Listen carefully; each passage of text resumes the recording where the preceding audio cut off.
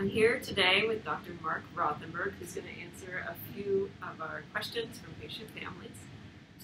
Our first topic is going to be about current treatments in the clinical field. The first one's about scope frequency. So, Dr. Rothenberg, what is your recommended frequency for scopes to monitor for histopathologic changes, especially if disease and symptoms are stable versus after making an intervention, like a change in diet or medication? Okay. So the question is the frequency of endoscopy to both diagnose and monitor patients. And this is really a clinical question. There's no absolute answer. But in general, what we do is until a patient is stable, we will have frequent endoscopies. We typically will do them at approximately 3-month intervals. When patients are stable, they be now in remission, and the medications or the diet is stable, and we have a good understanding of the patient's course, then we will back down in the frequency of the endoscopy, and that may be done at approximate yearly intervals at that point in time. The next question is about differential treatment for eosinophilic esophagitis by age. Is there any difference in management of eosinophilic esophagitis or efficacy of particular medicines if eosinophilic esophagitis is diagnosed in a young patient versus an older patient with long-term untreated EOE that has progressed to fibrostenotic EOE? These are good questions, and I'm going to keep on attempting to summarize them. But basically what I think that this question is asking is what is the therapy as a function of the age of the patient, and particularly some focus on the fibrostenotic complications, right? And the answer to the question is that our research has shown that the treatment of EOE is similar between adults and pediatric individuals. And basically, independent of age, patients can respond to diet or medical management. And the types of medicines, including proton pump inhibitors, as well as topical glucocorticoids or even oral glucocorticoids, are all effective independent of age. We have, however, found that early onset EOE can be sometimes more responsive to diet than later onset EOE, particularly in adults. But the bottom line to the question is that all therapies will work similarly independent of the patient age. In terms of the fibrostenotic phenotype, that is one that does respond to all the therapies as well. Depending upon the severity, however, we often would generally use glucocorticoids because they're considered to be more acute acting and also perhaps more potent in terms of their anti-inflammatory effect. But that hasn't been fully researched yet. Continuing our question session, this question is about anti-interleukin 13, RCP4046. If the long-term patient continues to have a non-responsive or refractory disease, meaning that stable remission is not achieved, what is the likelihood of a patient being able to use RPC4046, which is a monoclonal antibody against interleukin 13? Is RPC4046 continuing to show promise, and what is the access to this for those who have completed all other possible treatments? 4046 is a medication, it's a biologic, it's an antibody against IL-13. It's important to note that it is in clinical trials and it's not FDA approved. The only availability of the medication is through experimental protocols. Those protocols or clinical trials are very limited to date. However, the medication has been tested in phase 2 trials for eosinophilic esophagitis, and in fact the results are quite promising. The medication does look to be effective, and it's going to be exciting to see the medication hopefully develop further through phase 3 trials. What's notable in the data that's so far obtained is that the anti-IL-13 medication does seem to work in patients that have a prior history of steroid resistance or steroid requirements. So it does indicate that the medications will be effective in difficult to treat patients. The next question is also about anti-interleukins. So what are the differences between the treatments targeting interleukin 4 and interleukin 13, such as dupilumab, and those targeting interleukin 5? Does subtype have an effect on choosing which route to pursue? These are all good questions and complicated answers, but basically the medications that in this question all fall into the category of biologics. They're antibodies that are targeting different mediators of the immune response related to allergies. They all fall also in the category of precision medicine, and it's very exciting to see precision medicine now being applied to the EOE field. This is based on understanding the molecular and cellular development or pathogenesis of the disease, and then working to develop specific blockers, in this case antibodies, against the mediators of the inflammatory response. The IL-4 and IL-13 are cousin cytokines. They share a common receptor called IL-4 receptor alpha, which is the target of dupilumab. So dupilumab will block both IL-4 and IL-13. The IL-5 is an interleukin-5, which is an eosinophil growth factor that blocks the eosinophil growth factor and then suppresses the eosinophil levels and also their activation. There's also other drugs related to these things, such as the benralizumab, which is FDA approved for eosinophilic asthma. That's an eosinophil depleting antibody. It recognizes the IL-5 receptor, and it leads to the immune system targeting and destroying the cells that bound to the receptor antibody, and hence eosinophils are depleted from the body.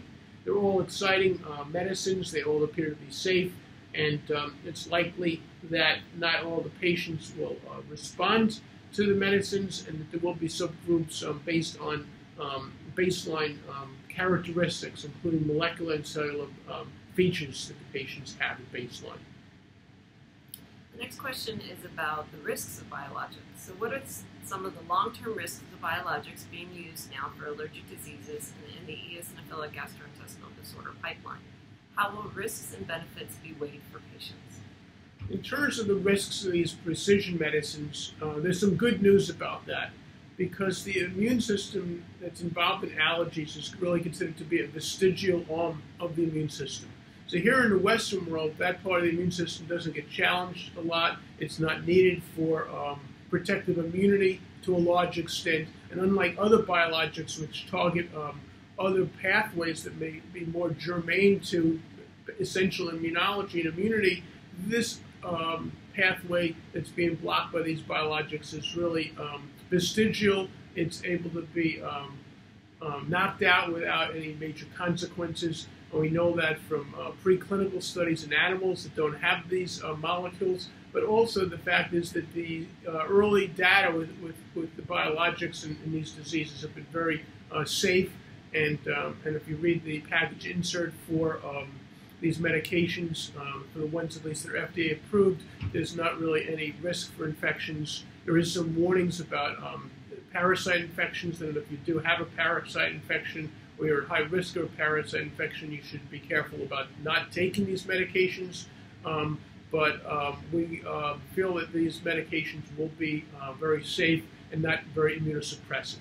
This is all based on limited data, and more information will be collected as we survey and have surveillance on patients that are getting the medications as they become more widely used. Thank you. The next question is about food trials. When doing food trials, do they look at more than just the number? Meaning, could 14 eosinophils per high power field ever be a fail? And eosinophils per high power field ever be a 16? Mm-hmm. And when you get to these borderline numbers during the maintenance phase, it seems like there's conflicting opinions among specialists, but the implications moving forward either way could be significant. Well, as my father said over the weekend, this was one of his senior birthdays, he said it's just a number. His age is just a number. So I would say the same here. The number is just a number. We need to look at it in the context of the individual, and numbers of 14 and 16 are very close to 15, and they're around the threshold for diagnosing the disease. They're not biologically in itself and numerically any different in terms of really what's going on in terms of the numbers or the degree of eosinophils. However, they can be associated with different clinical presentations and different clinical scenarios. So certainly if a patient had 100 and they went to 14 or 16, I probably would be impressed by that drop in that number. Whereas a patient that started at 20 that went to 14, we might be less impressed with that number. But it's not just the number, as I said, it's really the clinical context. How is the patient feeling? What is the overall status of the patient, including the endoscopic findings, which are the more gross findings that were visually seen, And of course, the eosinophil number is just one measurement of the pathology. We now measure a number of different features besides just the eosinophil level.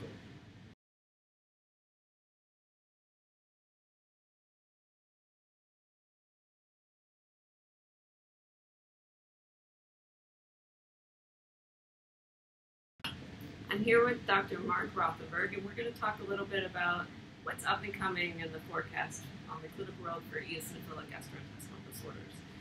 One of the questions we got today was about scope alternatives. So what is the most likely alternative to come in the foreseeable future for scopes for biopsy? Alternatives are in various regions, such as transnasal and via the tube, but no alternative has caught on nationwide. This is a good question. It's how do we develop a less and hopefully ultimately a non-invasive monitoring system for esophagitis?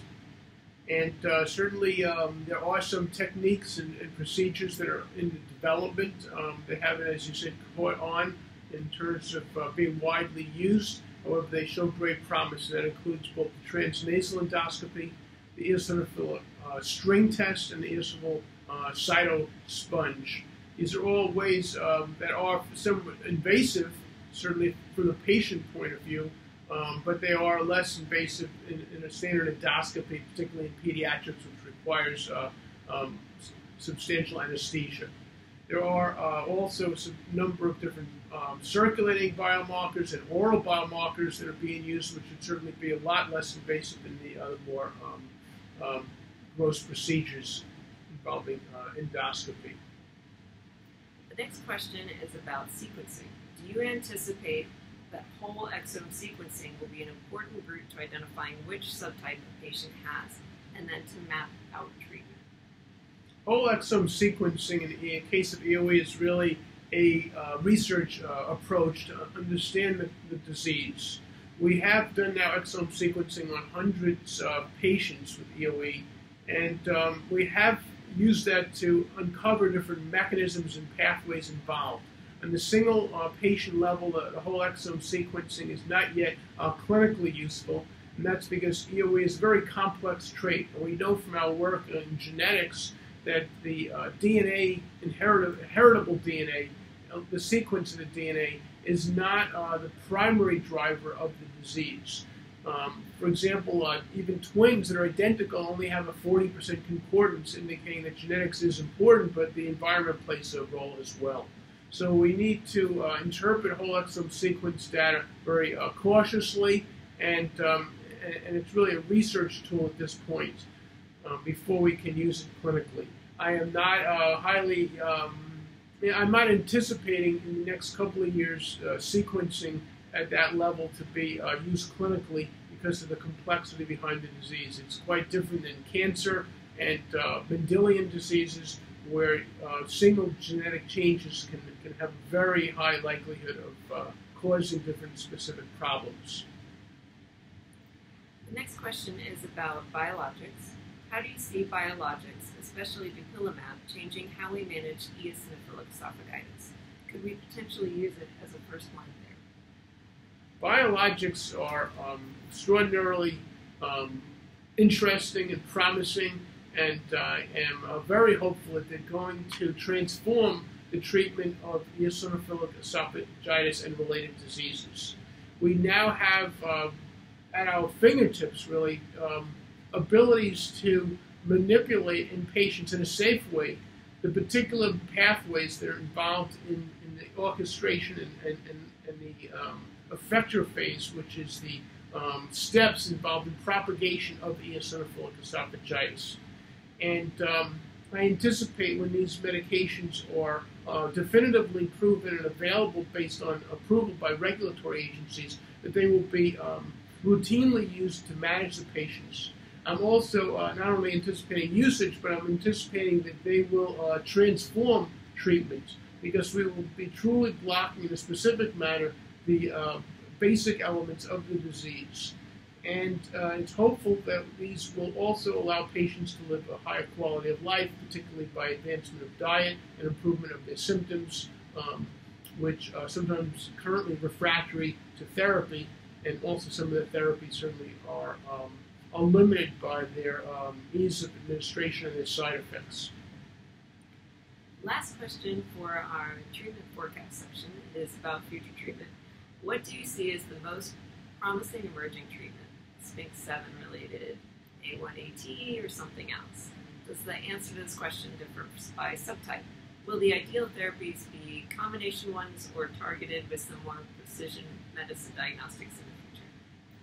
Great question, and I can say, that there's one treatment that's going to be the blockbuster, because there's probably 10 treatments now that we could say look extraordinarily promising, and that should be very encouraging to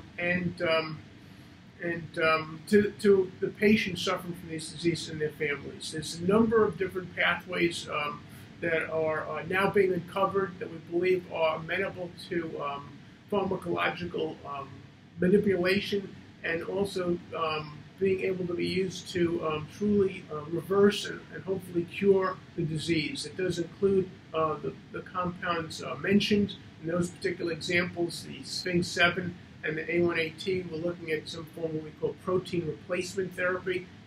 In the case, and we also have other biologics that are going to be antibody-based that will block specific pathways.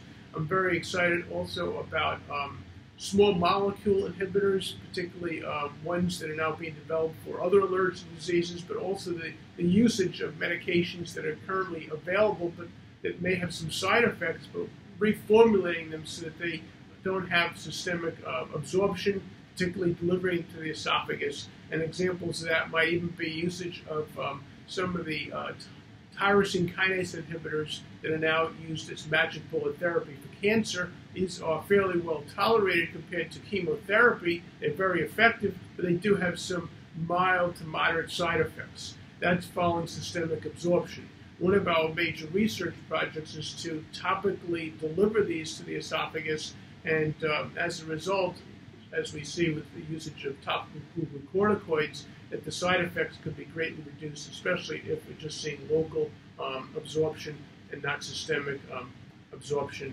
and hence less side effects. So the pipeline of the therapy is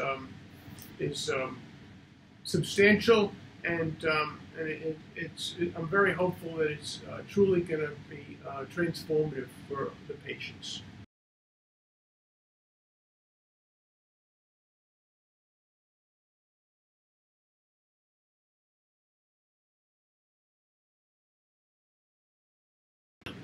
Hello, I'm here with Dr. Rothenberg today for a few more questions.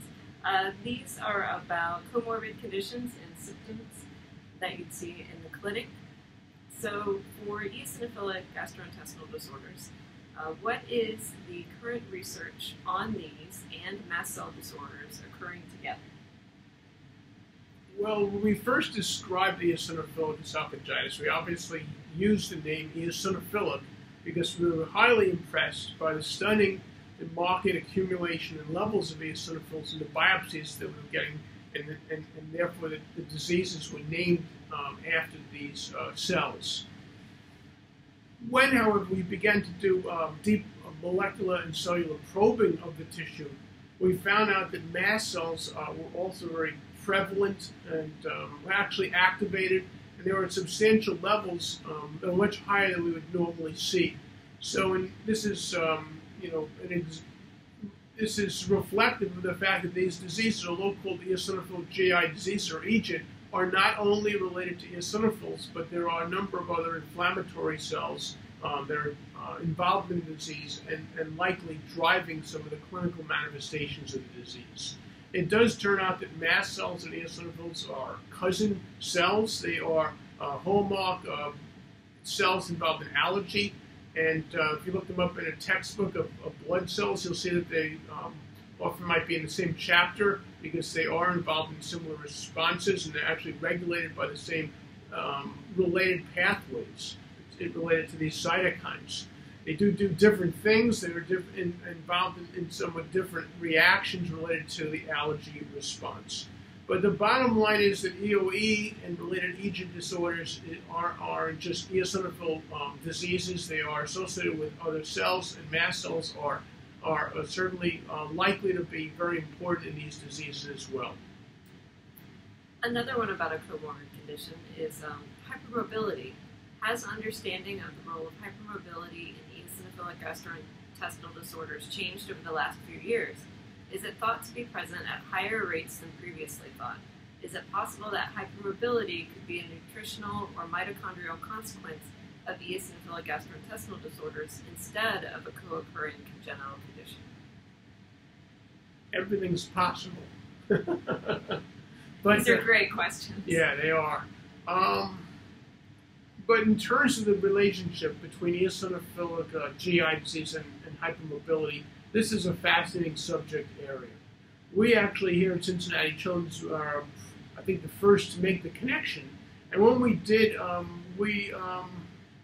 people were surprised by the observation because we found that the diseases were co-occurring together at a high rate, and the EOE was a risk factor for hypermobility syndrome, and hypermobility syndrome was a risk factor for EOE. We now know that this has been replicated and seen in other institutions, and this association is bona fide and it's substantial. We are interested in this for a number of reasons. One is we need to obviously make patients feel better.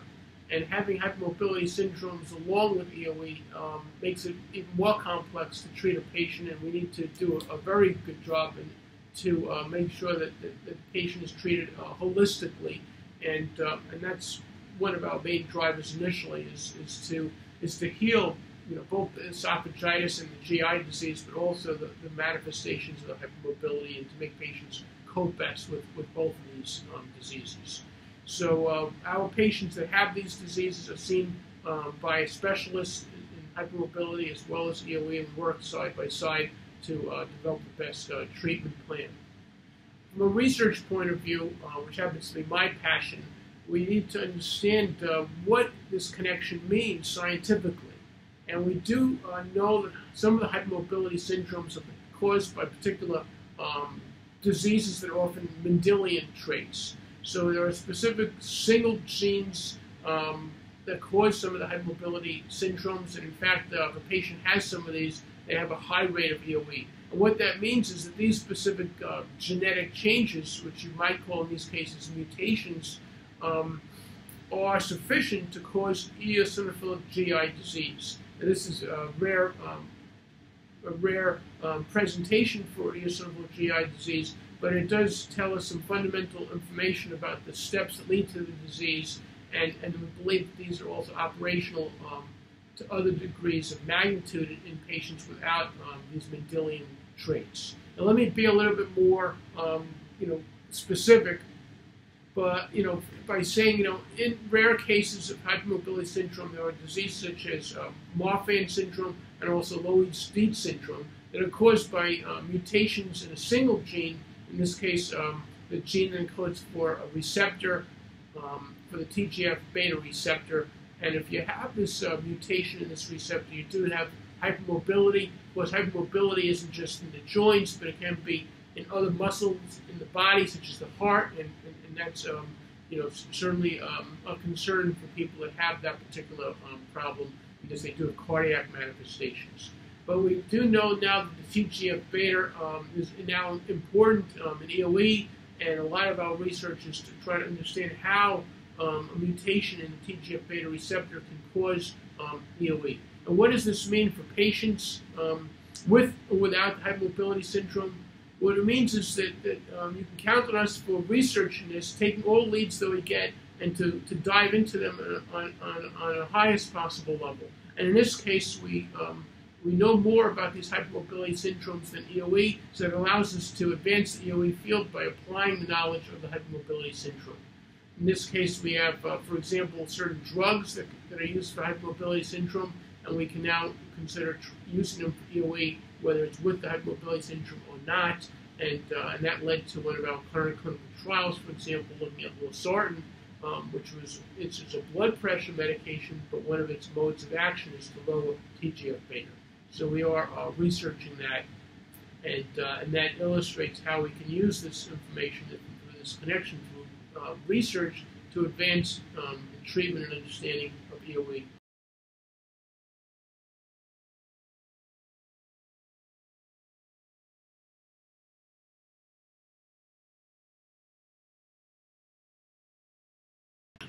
These next two questions have to deal with symptoms that you might see in clinic with eosinophilic gastrointestinal disorders. How do you understand symptoms not associated with the gastrointestinal system, such as leg pain, fatigue, and low-grade fevers? Do you think that these symptoms cannot be explained by eosinophilic gastrointestinal disorders and are associated with another disorder? In approximately what percentage of patients do you hear reports of these and similar symptoms? So we do know that eosinophilic esophagitis is a local tissue effect, and unlike some other GI diseases like inflammatory bowel disease or even asthma, the systemic manifestations of the disease are very minimal, and that's one of the areas of research that we're heavily engaged in is why do we see a tissue-specific effect? Now why I say this is because it is hard to understand why patients often do complain of these other extraesophageal symptoms, whether it be the constitutional symptoms such as fatigue, or whether it be the muscle aches or arthralgias and arthritis. But we do know that these are real effects. They are observed at fairly high levels in the EOE population, and in some studies can be up to 1/3 of the patients have these manifestations. We are actively studying the cause of this. It may be that this is primary, it could be that it is secondary, and it could be that it is behavioral. There are a lot of behavioral effects of coping with having a chronic disease such as eosinophilic GI diseases that may lead to behavioral or impact on the body that leads to these general symptoms. But this is an area of active investigation, and it's very important to get to this question, the answer to this question. The next question is about symptomatic remission. Why are some people symptomatic with clear scopes? This is a related question to the last one, and that is a good question, another good question. But basically, we do know that there's a dissociation between symptoms and histopathologies. In other words, the findings in an endoscopy may not correlate with the clinical symptoms. And this makes researching the disease particularly challenging, and it's one of the reasons that we're working very hard during clinical trials to prove clinical efficacy, because patient-reported outcomes don't necessarily correlate with the absolute objective histopathological change that we can measure, for example, under the microscope. The reasons for this are multifactorial. It may be that we don't have proper tools for measuring the symptoms as well as the histopathology, and it may be that the patients have a post-inflammatory process that continues following the healing of the tissue and allows the symptoms to remain. So just to be specific, it's possible that a patient might have a neuropathy that's caused by the inflammation. The inflammation heals, but the nerves still don't respond normally, so they may have a dysmotility, or they could still have pain.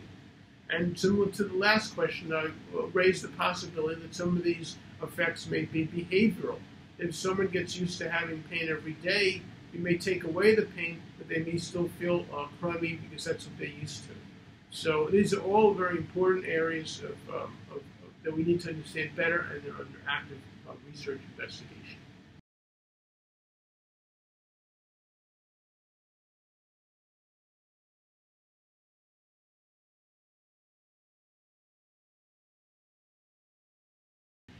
Today I'm here with Dr. Rothenberg, and we'll be talking about some of the research and treatments. The first question is about diet and butyrate. What does the new research around butyrate mean in clinical translation?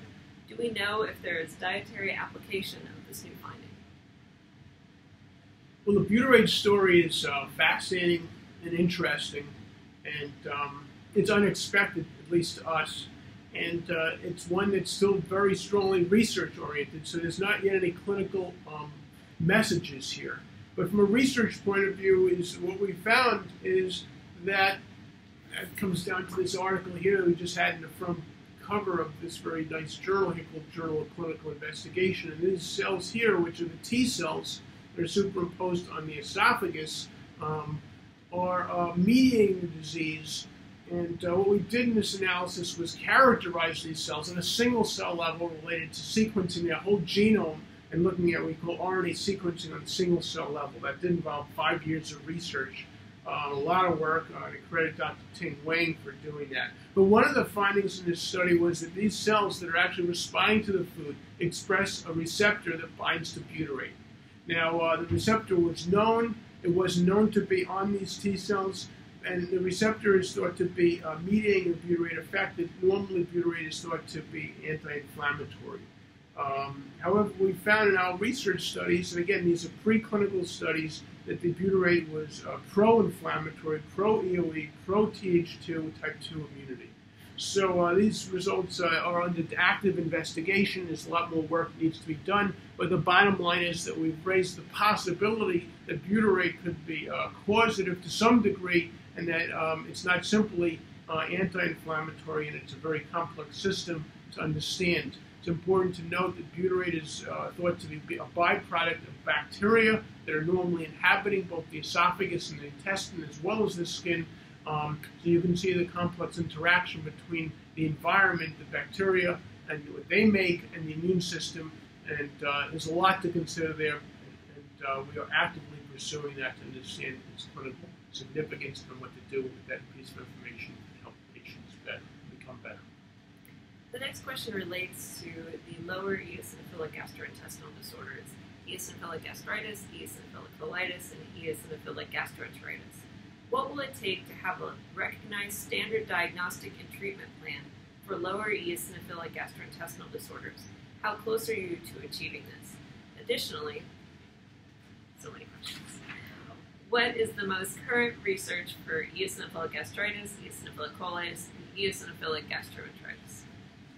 Wow, a lot of questions, limited amount of time, but the bottom line is that eosinophilic GI diseases are more than just EOE. EOE is the most common form of EGD, but the other diseases are being increasingly recognized, and they are, however, greatly less understood than EOE, and an active amount of research is underway to understand them. We have less patients and less information about them. This is a focus area of the Consortium of Eosinophilic GI Disease Researchers, or CEGR, which is a multi-institutional NIH-funded rare disease clinical network that's studying eosinophilic GI diseases. Eosinophilic gastritis is the closest to EOE in terms of the data set that we have. We are now looking at patients that are still only about 100 patients, but we are characterizing them on a molecular and cellular level and their clinical and endoscopic features, and we are planning to synthesize this information and ultimately generate in the next couple of years consensus of the diagnostic criteria, and hopefully also include some information about what we reach in terms of a consensus for treatment. Eosinophilic colitis is much more rare than eosinophilic gastritis, and we are at the stage where we're just beginning to characterize that, very early stages in terms of the histological changes as well as the molecular features. We do expect that these areas will continue to emerge and more patients will be recognized to have them, and that as we develop increased diagnostic agreement about them, then there'll be larger cohorts to study. This next one is about steroids. Is there any further research on the safety of current steroid treatments? There's a lot of fear surrounding corticosteroids. Previous studies include a large percentage of children or adults who are on more than one form of steroid at a time, which can lead to complications. So the question has to do, if I could rephrase, with the research on glucocorticoids and their side effects. Is that right? Yes. Just with if there's been any further research on the safety of the current steroid treatments in use. There is a lot of active research on the safety of the glucocorticoids.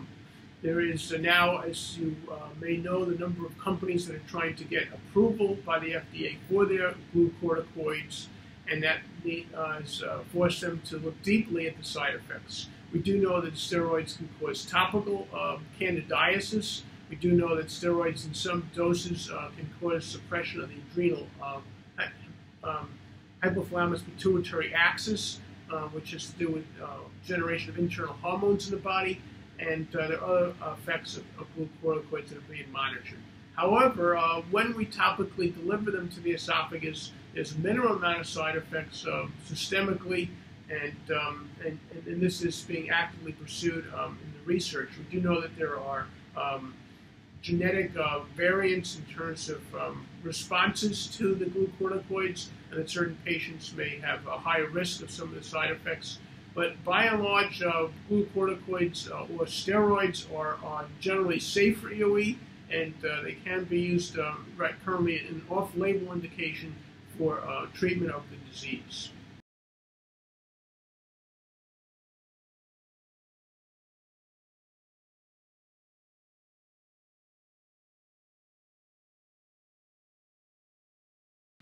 I'm here with Dr. Marc Rothenberg, some research questions this time. The first one's about Calpain. So it was hypothesized that eosinophilic esophagitis might be a kind of calpainopathy, but what more is known about the role of Calpain-14 in eosinophilic esophagitis today than 2 years ago? Is it likely that a Calpain inhibitor, particularly one already in existence, may be of use in the future? If so, how will that connect with other pathways or proteins that have been showing significance in via research, like Sphinx-7? Yes, discovery that Calpain-14 was a primary event in EOE was really surprising.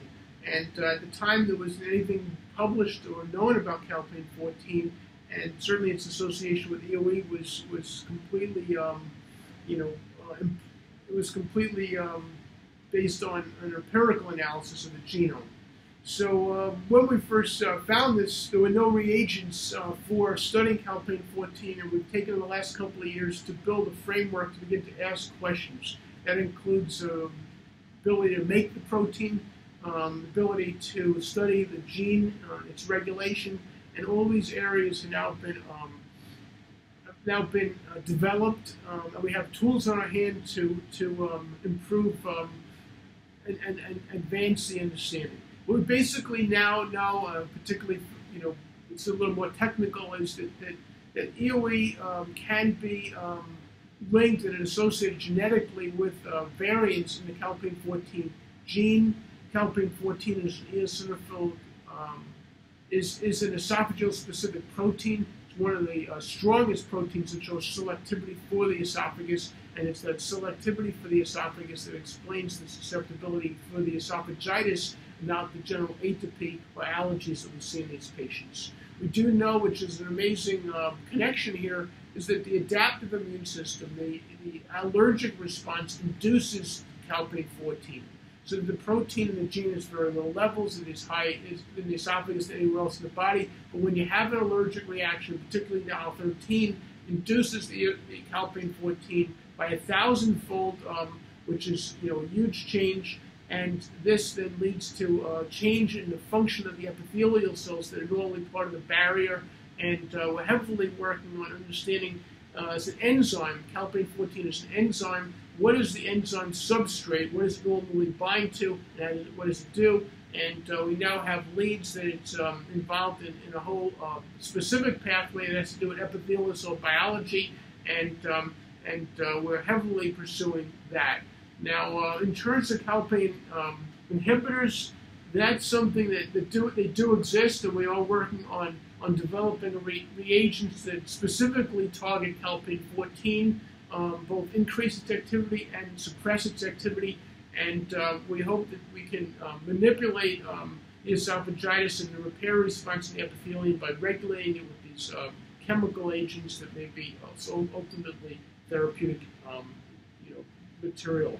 How this relates to Sphinx-7 is that both of these are clearly involved in epithelial cell biology. They're both involved in barrier function, normal mucosal barrier in the squamous epithelium, particularly the esophagus, and they actually are pathways that are regulating the same thing, but they actually are independently regulating it. So there are 2 points of barrier maintenance and repair, 2 separate pathways. and we are actively pursuing their connection. And it'll be very interesting to see how they interact more.